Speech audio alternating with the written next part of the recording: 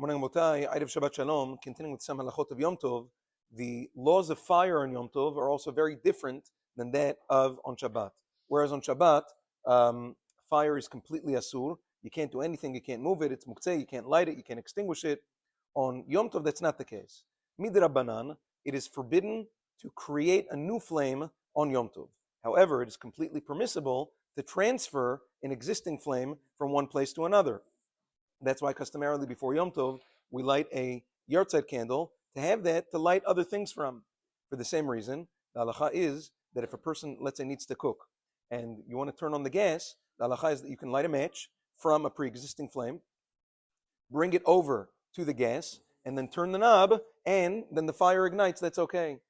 The Yalkut Yosef writes that many newer models, they have an electric spark when you turn it to turn on the gas. The best thing to do is to remove the plug, so now it's manual. However, even if, let's say for instance, it's hard to remove whatever it is, you don't necessarily have to do that. All you need to do is leave the match, the lit match, next to the gas, turn it very quickly to the setting that you want it on, low, medium, high, whatever it is, and then it becomes a pasik reshe, de la nichale, b'isur de rabbanan, and then it would be mutar to light the fire in that way with the match next to the gas, and that would be mutar. Now, another interesting thing is that for the same reason, unlike on Shabbat, when fire is deoraita, you cannot ask a goy to light a fire. On Yom Tov, that's not the case. On Yom Tov, since even igniting a brand new flame is only midrabanan, if there's a need to do so, you can ask a goy to light a fire for you on Yom Tov, again, when there's a need. For instance, let's say you didn't light a nir neshama and you need to have the stove turned on. You can ask a goy, turn on the stove. You can ask him to do that, and then you can cook on the stove on Yom Tov. With regards to kibui, extinguishing a flame is asur on Yom Tov, just like lighting is. And it doesn't matter if it is a full extinguishing or partial extinguishing, both of those things are asur. You see, the Gemara discusses Masechet Beitzah Daf Kav Bet.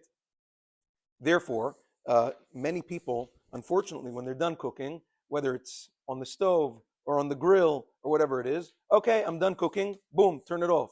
That's asur. It's a complete isur. You can't do that.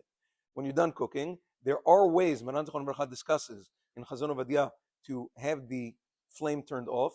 He says what you can do is, you can boil a kettle or a pot of water, fill it up to the top, let it boil, and then the water spill over.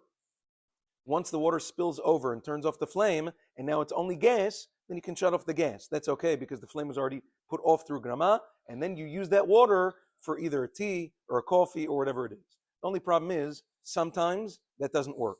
I've tried it personally many times. Sometimes it doesn't work. Sometimes the fire is stubborn and it doesn't go out with that water. And therefore, la halacha, any other way, you can't just turn it off.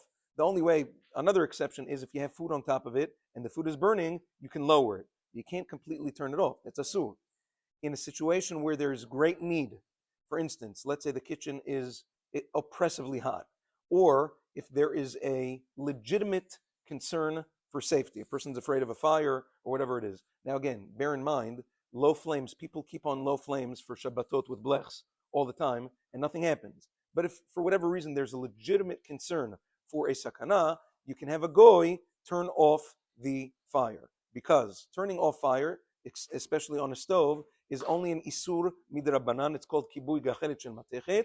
Asking a goy to do it is a second drabanan. In cases of great need, it will be mutar to ask a goy to do so on Yom Tov. Have a wonderful day and Shabbat Shalom. This evening, the earlier minyan for mincha upstairs in the penthouse is at 6:30, and over here at 7 o'clock in the main shul. Have a wonderful day and Shabbat Shalom.